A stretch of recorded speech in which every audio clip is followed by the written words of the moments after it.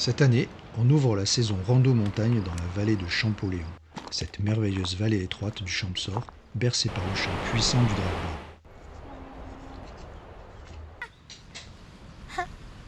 Oh, casquette! Oh, casquette toute seule. Elle vient pas toute seule? Deux randos au programme, le Tour de Planure par le refuge du Touron, terrain connu pour nous, et le Val Estrèche qui sera en revanche une rando inédite. La troisième rando de cet épisode sera au départ de la station de Chaillol, direction le Pic Quérel, qu'on a déjà fait un paquet de fois, mais on ne s'en lasse pas. Alors, le mois de mai en montagne, c'est comme si la terre retenait son souffle et soudain expirait la vie à plein poumon. Les torrents, ivres d'eau, dévalent les pentes en chantant. Fougueux, impétueux et libres. Ils emportent l'hiver dans leurs courses et déposent partout les promesses du renouveau. Sous nos pas, l'herbe reverdit. Des fleurs jaillissent par milliers. Crocus, gentiane, anémone. Elles célèbrent la lumière revenue dans un feu d'artifice silencieux. La montagne s'éveille. Elle s'étire doucement sous la caresse du soleil de mai. Les sentiers reprennent vie, les forêts bruissent, tout semble respirer à nouveau.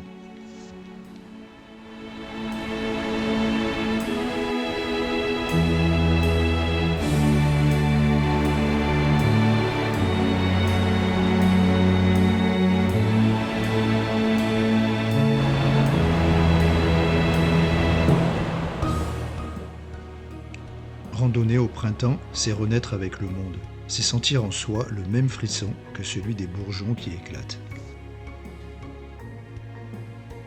Chaque pas devient une célébration, chaque souffle un chant discret, rendu à la vie.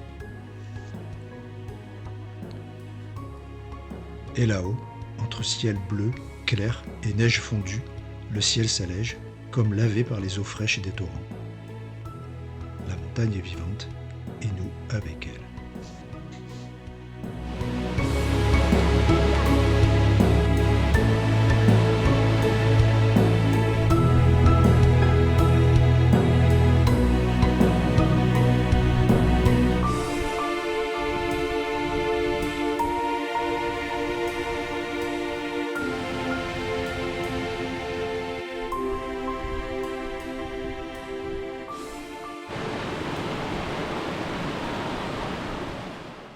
Le Tour de Planure est une pépite, une petite rando pour un grand bol d'air. Le vallon du Touron, le refuge du même nom, la cascade de la Pisse, le cirque glaciaire dominé par la Vénasque et le pic du Touron sont les points remarquables de ce magnifique circuit.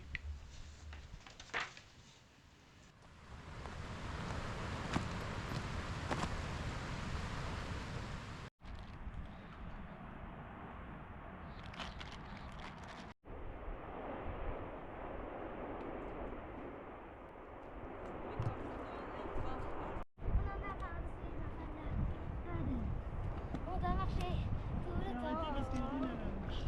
Car sacré, t'es dessus. On en a marre de ça. Papa, il a pas mis. Ah, je peux plus, j'ai vraiment mal à la tête. À la tête? Ouais, Ah bon? Bizarre. j'ai un petit peu mal à la tête. Un petit peu. J'ai pas téléchargé la carte. Je capte pas. Pfiou. Moi j'ai dit à maman, à midi on s'arrête pour manger. Parce que moi je commence à avoir faim. Oui. C'était très bon le nougat. Ouais, non. Ça redonne un petit coup de sucre pour partir. Ça donne un peu le smile.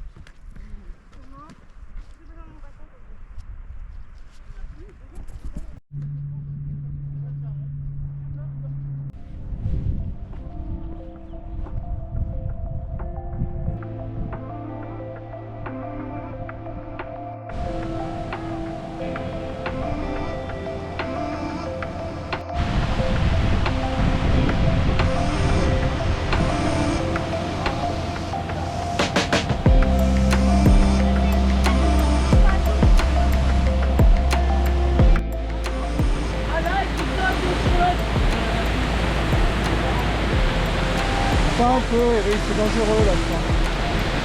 Erin!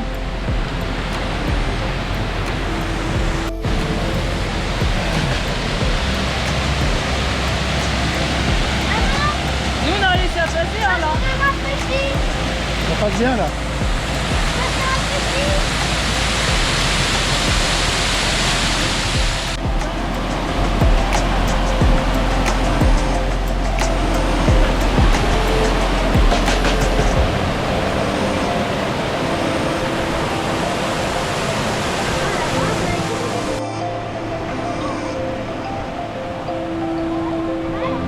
Non, pas du tout.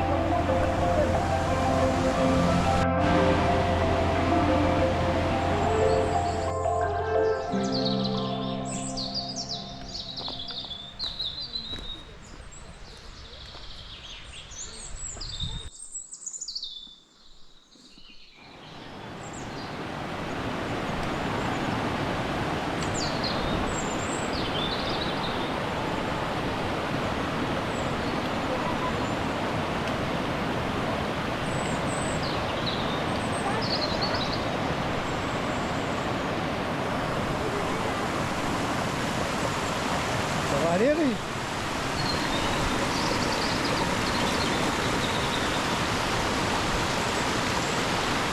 Ça va? Je t'aide?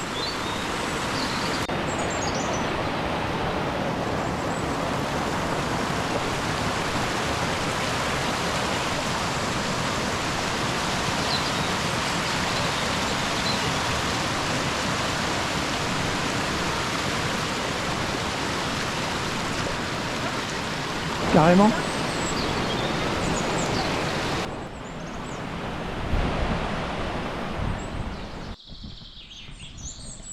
La cuillère, elle est plongée dans le mousseline comme ça.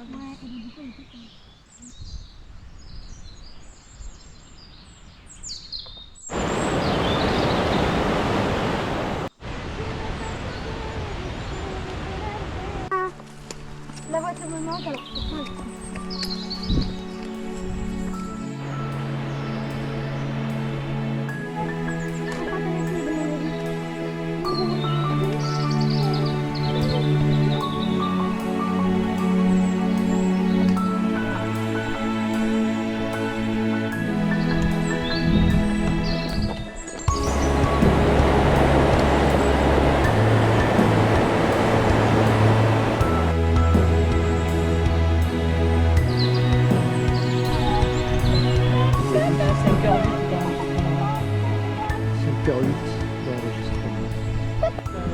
Non, t'as dit 816 mètres, 13 km, 13 km, 5h08. 5h08 et 816 mètres de D+. Sans la fraise.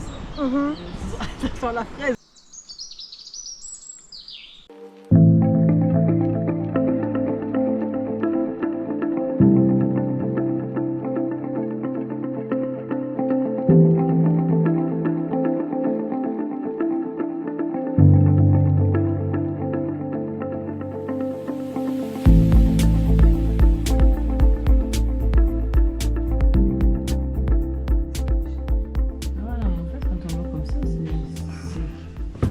On dirait que ça rejoint pas, hein.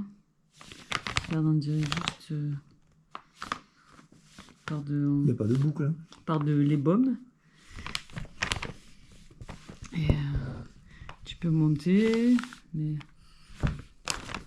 voilà, il me semblait que avec tes curieux ils sont là. Ah ouais, non, pas du tout, pas du tout ce que je t'ai dit.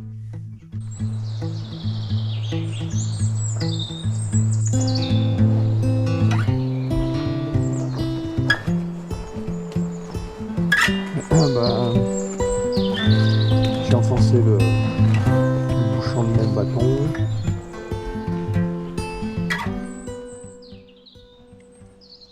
Sur le versant est de la vallée de Champoléon, juste au-dessus du hameau des Aubert, un ancien chemin s'élève discrètement.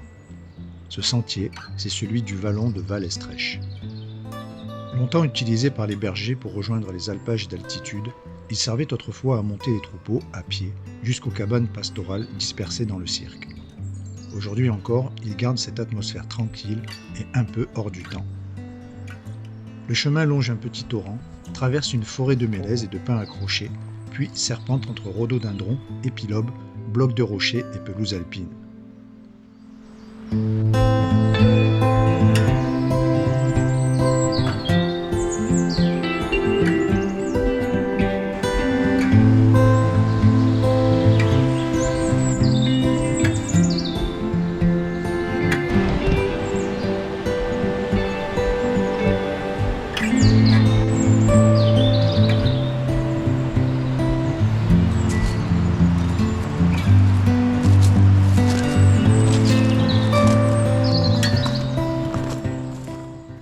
La montée est progressive, presque douce, jusqu'à une cascade encaissée, nichée dans une gorge.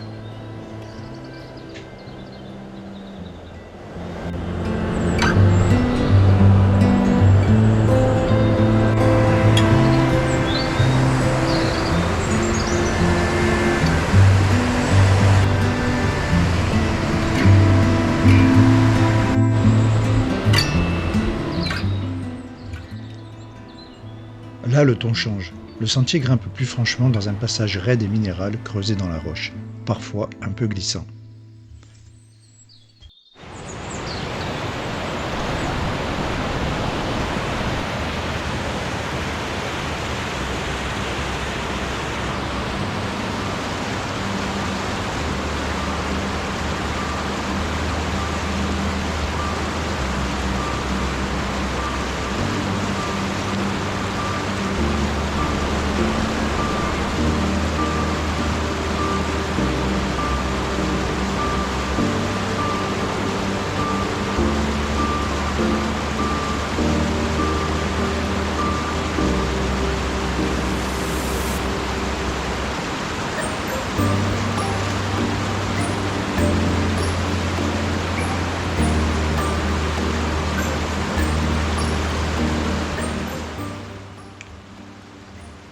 Et puis soudain, le paysage s'ouvre.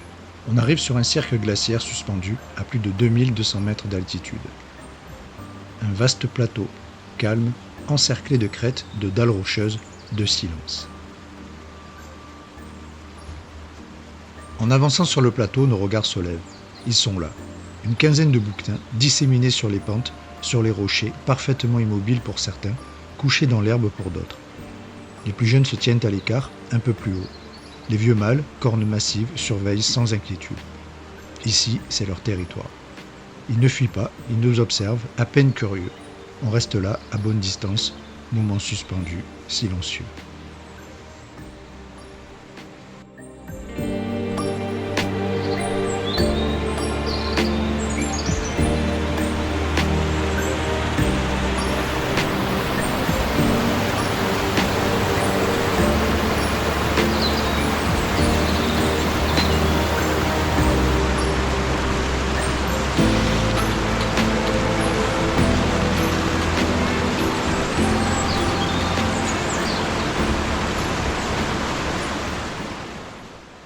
C'est le moment de redescendre. Un dernier regard vers le Carrément. cirque, les crêtes, les bouquetins encore là, immobiles.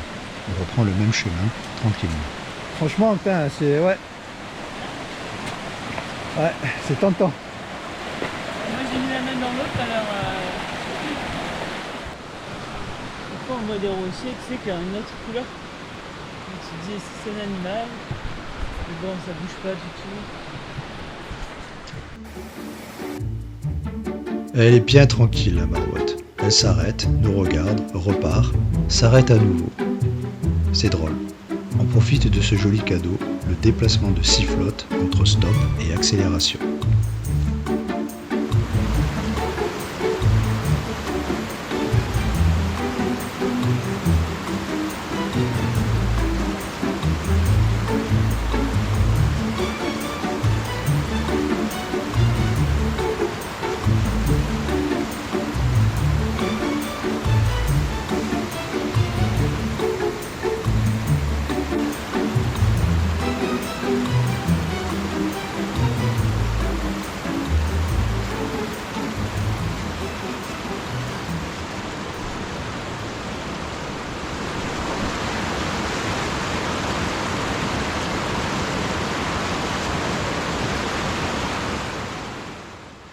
Le retour se fait par le même sentier. Je préfère les randos en boucle, mais bon, on a tout de même une perspective différente, et c'est vrai que ce sentier est magnifique, alors on profite.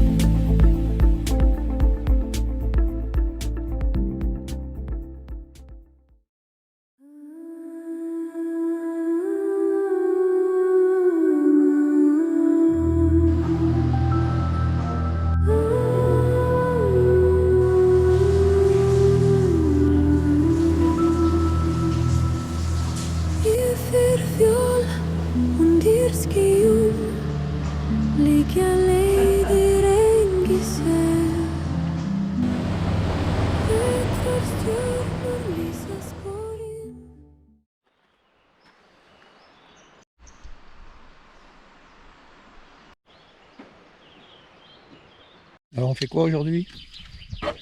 C'est quoi le programme? On va par là-haut là, au Pic Quérel.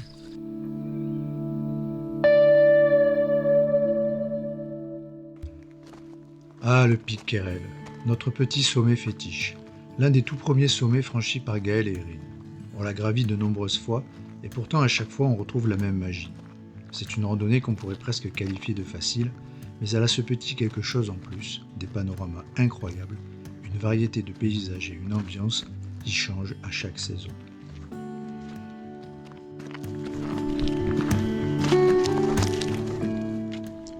Dès le départ, on est plongé dans une atmosphère particulière. Le sentier s'élance doucement et très vite on entre dans le sous-bois. Là, c'est un vrai plaisir de marcher. Le chemin serpente, joue avec les reliefs, tantôt dans l'ombre fraîche des arbres, tantôt au détour de trouées dans le sous-bois qui laissent passer la lumière et ouvrent de petites fenêtres sur le paysage. Par moments, le regard accroche une percée entre les branches et on devine déjà les montagnes au loin. C'est une mise en route progressive, tranquille, contemplative.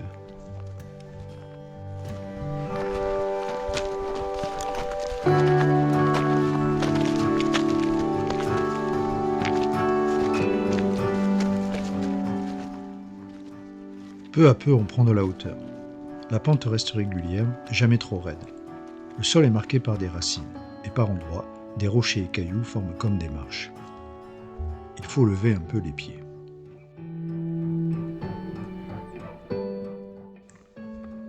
Le chemin devient un sentier en balcon suspendu à la montagne.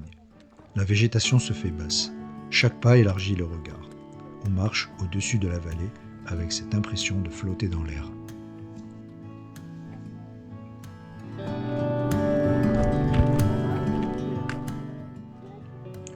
Enfin, la pente se fait plus raide. Le sentier enchaîne une série de petits lacets. À chaque virage, on gagne en altitude. On aperçoit déjà le passage du col.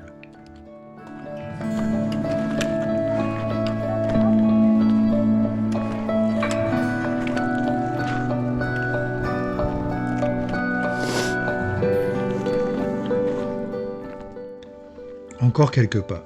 Un dernier effort dans ce décor suspendu. Et peu à peu, le passage s'ouvre devant nous.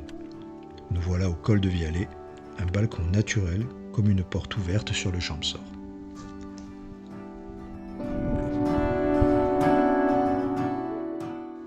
Depuis le col, le regard se déploie rapidement, et tout de suite devant nous se dresse le Pic Quérel.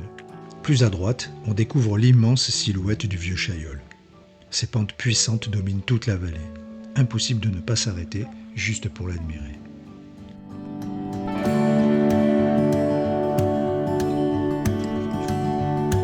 Moi j'ai un peu chaud. J'aime bien le rocher. Ah si, on peut. Parfait, je peux pas.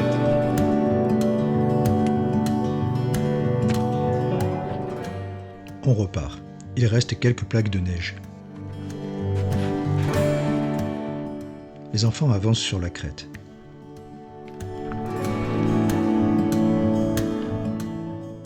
On arrive à une petite cheminée à gravir. Rien de difficile, juste un passage pittoresque.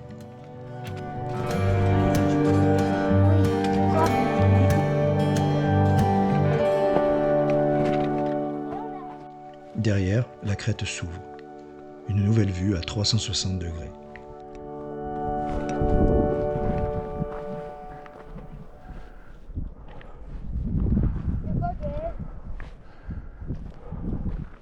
Maintenant, on va passer sur la crête.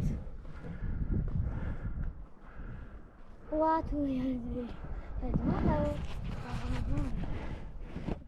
Le Kérel semble nous attendre.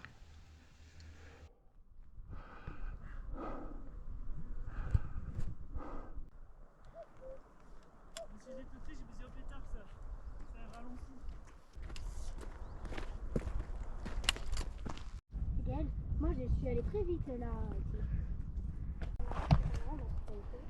Ah, au début, t'as 2 points blancs, puis après, de toute façon, oui, le chemin, c'est un joli chemin en balcon, mais que tu fais. Faut aller jusqu'au bout, quoi. C'est joli.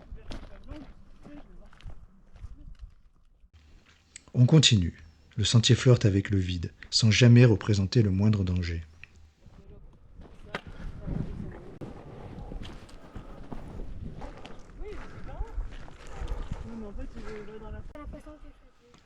Un deuxième passage demande de poser les mains. Plus facile que l'autre. Oui, là, ça va. C'est moins lent en plus. En fait, c'est une rando où il y a de la distance. Ça fait chiant. Puis viennent les derniers mètres, la pente s'accentue, l'effort s'intensifie. Merci papa. C'est quoi? Et enfin, on atteint la crête sommitale. Le spectacle est total.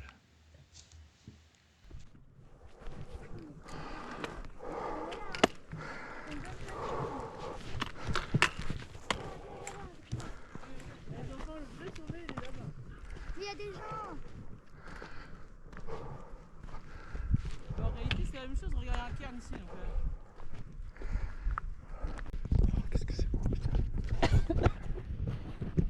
Il faut savoir que, tu vois ça là, ce qu'on voit, toutes ces parcelles cultivées, ouais, j'avoue. Tous eh ces ben, champs. on appelle ça un bocage. Ah ouais. Et donc ça, c'est le bocage du Champsaur. Et je crois que c'est un plus ou grand le plus beau d'Europe. Ah ouais. Ouais.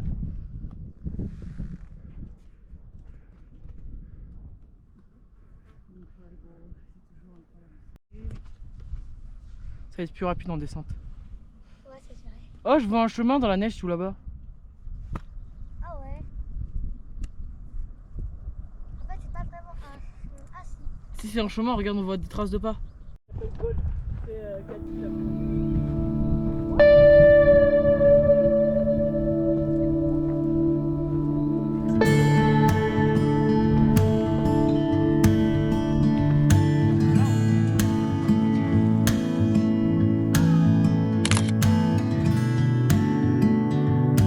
Bien. Pickerel. Kérel.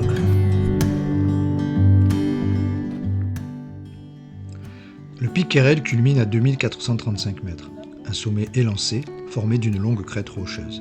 Sa silhouette se repère de loin tant elle se découpe sur le ciel. Depuis là-haut, le regard glisse vers la gauche. On découvre l'immensité du dévoluy. Des falaises calcaires, blanches et abruptes. Et plus bas, s'étend le bocage du Champsaur, un patchwork de champs, de haies et de prairies. Face à nous s'ouvrent les sommets puissants du Val Godemar. Un monde plus sauvage, plus abrupt, un univers de cimes acérées et de vallées profondes. En bas, sur la droite, se dessine la vallée de Moline, un sillon verdoyant blotti entre les montagnes. Derrière nous, d'autres géants se dressent encore. Le pic Kérel est un sommet modeste en altitude, une randonnée relativement facile, mais qui offre un panorama immense, digne des plus hauts.